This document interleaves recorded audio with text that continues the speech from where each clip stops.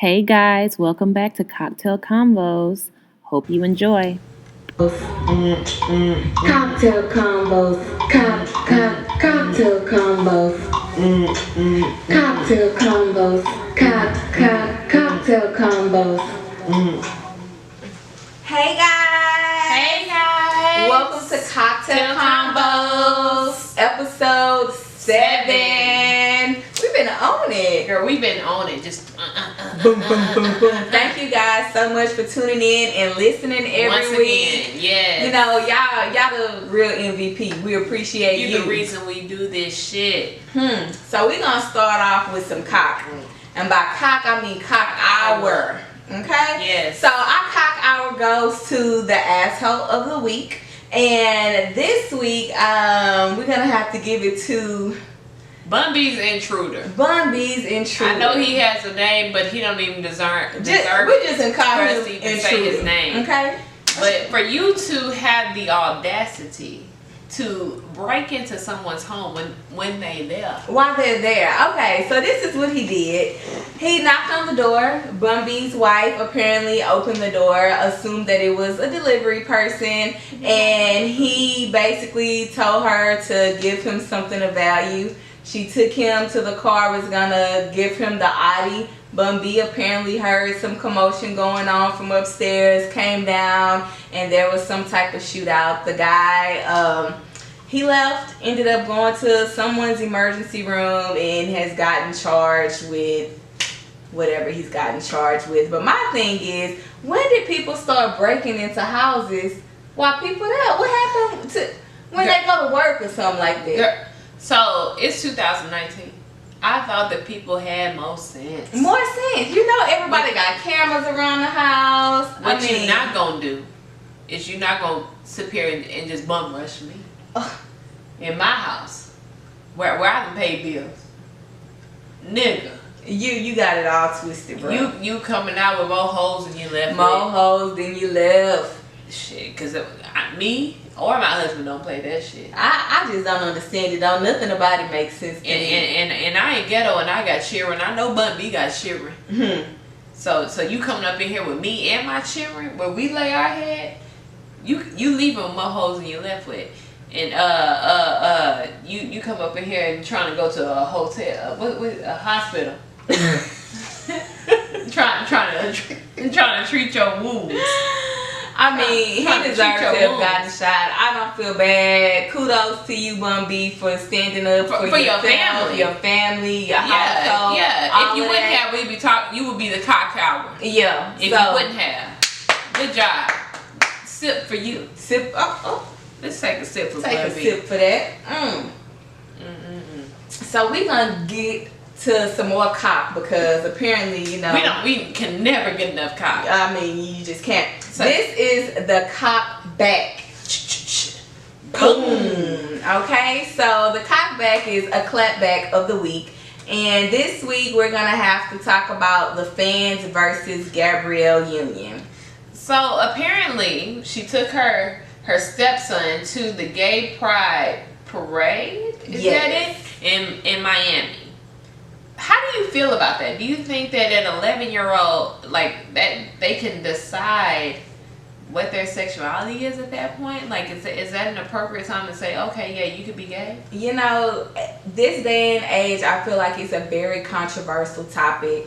I hear a lot of people when they talk about their siblings our age at this point, that they always knew that they were gay from a child. Like, they've always been feminine. You know, they've always liked to play with sheets and pretend that they're dresses and things of that nature. And they said that was from when they were young. Right. So, you know, it's really hard to tell when a person knows that they're gay. You know, if you are 5 and like to walk around in heels or like to put on your sister clothes, does that necessarily make you homosexual? Okay, so let me pose this question. Being a parent, do you allow them to express themselves at that age, or do you go ahead and make them conform to whatever role that gender has provided for them? If I see, oh, that's so hard. Of course, you know, no one, you know, thinks about their child being that way. However, Right. if I saw that my son was unhappy with us trying to force him to play football or us forcing him to wear jerseys, if I saw that made him unhappy, I would not continue to push his unhappiness for me to be happy. Right. That does not mean that I'm gonna go buy a tutu and put it on him. Right. I wouldn't say that I would take it that far, but I wouldn't try to force it up on him. I'll try to let him live his life in a happy way that I feel is acceptable for his age. So how old was this son? 11. So if your 11-year-old decided, hey, mom, let's go to the gay pride parade, would you take him? What is at this parade? Gay pride, apparently. It is You know, really just I've never talking been about to that a gay sexuality. pride parade. Now, if it's just people on floats, on nice floats, you know, dressed up in different outfits, then okay, it's a regular parade. We can go celebrate. Right. However, if this is some parade where, you know, guys are walking around in thongs or, you know, something over the top, no, my son is not going to that, nor my daughter, nor myself, you know. Okay. What do you think? I agree with that. I feel like at 11 years old, you can't decide what your sexuality is. You don't know what's you should have had sex by then, so you don't know. Yeah. So as a parent, you have to, I'm not going to say mold them into the way that you want them to go, but you do have to set parameters around what you're going to allow them to experience. Yeah, so these are some of the clapbacks that the fans said. Ooh. Dwayne Wade's son, 11 years old and gay. In my opinion, an 11-year-old child shouldn't even know what a sexuality is. What the hell is he doing at a gay pride parade? Shaking my head. So, when you were 11, did you have a crush on anybody? A boy. I did too. So if he's 11 and has a crush on a boy, I mean, How can you fault him? Like what can you do? Because, like, is it condoning or is it accepting? Whenever it's you a decide, thin line. it's such a thin line with that, especially with the boy, because I feel like the world is more accepting when a girl is gay, but when a boy says he's coming out gay, it's totally different. It's just accepted totally different. It is. So for him, I know that's extremely hard. I know that even Dwayne Wade being who he is, I know that has to be hard for that to be his son, and he's retiring, trying to, you know, I'm sure trying to get his career going and trying to figure out, okay, how I'm gonna still get this money once I'm done playing basketball. She doing her acting shit, and in the middle of it, you have a stepson that is trying to live this, what they call an alternative lifestyle. That's hard. It is. It's really hard. But I applaud them because regardless of all the clapbacks that they said, they are supporting their son. They're doing what they feel is right as a parent, and that's all you can do. You know, That's all you can. Nobody has a rule book saying what you shouldn't do for each Right. thing. You just have to do Right. what you feel is best. Right. And they're supporting their son, even though the whole world might be trying to tear them down right now. I applaud them for, you know, trying to be supportive, because Right. a lot of times parents are not supportive At all. They and try you're to, kind of in it alone. yes, And that's what leads to the high suicide rate. yeah. It's because they don't have anybody else. You to- have your to friends be at along the school or journey your with. peers at school that are tearing you down, and then you come home and your parents are doing Right. the same thing, Right. or trying to, you know, punch it out of you, be Right. a man type of thing, you know. Or convert you into something that truly you're not. And that's okay. It's okay. Everybody's individual. Everybody has their purposes. Everybody has, you know, their way of how they want things to be done. Yeah. So you, 11 years old, 30 years old, there is a preference that has to be respected. If nothing else, respect the preference. Yeah. At least. Period. And we'll leave it at that, because even being a straight child, you don't want your straight child having sex. That's true. So And keep it cute. And you have to talk to your kids. Yeah. At the you have to bottom line. Especially now, you have to have raw conversations. Yes, they are being Yes. sexually active at such a young age. And you may be at home and have your eye on your child, but when they get to school, Girl, I don't see the thing. Oh, it's going.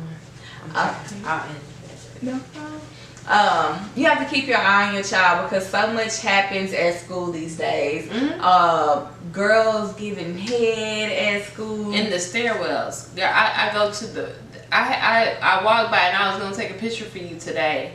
There was a door on a teacher sign. I don't know who it was, but sign on teacher door. I'm sorry. That said, ratchet, no ratchet zone. That's what it said on the sign. And I'm like, is that what we have come to? Where we have to, like, basically we're saying that's the type of atmosphere that we have at this school. Ratchet. All of y'all are ratchet. And Wow. and whenever you come to this door, you need to censor yourself. Why don't, like, to me, if you know that that's the type of environment that we're in, let's try to change that shit. Yes. Like instead of it being such a negative thing where you talking loud, you doing this, you doing that. Let's teach these girls what is appropriate. I'm not the most appropriate motherfucker in the world, but I know when to do stuff. You can turn it on and off. When not to do stuff. I know what's appropriate, what's not appropriate. I don't know why. Well, I know that I had a stable home environment. So That's I knew true. what was appropriate, what was not appropriate. You know, my question is, so one of our cousins is also a teacher, and she told me that there was a child acting up in class. She called to inform the parent, and the parent told her, "Why are you calling me? I've had that. You are the teacher. That is your problem right now." I've had So that. it comes to the question where, do these parents need to be taught as well? And no shoes on or something. How do you expect these children to dress? You are their role model. You have to lead by example. So being a teacher, you know I experience that on a daily basis. You will have parents coming up in there with no bra, Oh my. with nipple rings. Oh my. You will have them come in pajama pants. You will have them coming with leggings on with a big old juicy some. You'll have them coming in there with all their tattoos showing, bonnets on their head, rollers in their head. So I agree with being a teacher, and I've had to experience that and see that. I agree with the dress code. I do too. And Enforce it. Why you not dress appropriately? Why you can't unroll your hair? Why you can't go ahead and put on an outfit instead of putting your pajamas on? Why? what are you teaching your child when you Exactly, because what your child comes up in there in is a crop top. a reflection when that's of not what they supposed to wear. Flip flops when that's not what they supposed to wear. Holes in their jeans when that's not what they supposed to wear. Sweatpants and crop top. Like you just like you're not there for school. You're there to advertise, which is not what we're there for. So I agree with the dress code. And I feel like if you set the tone for the parents, like, oh, you can't come around looking any type of way. I don't care if you don't have a job and you're just sitting at home all day waiting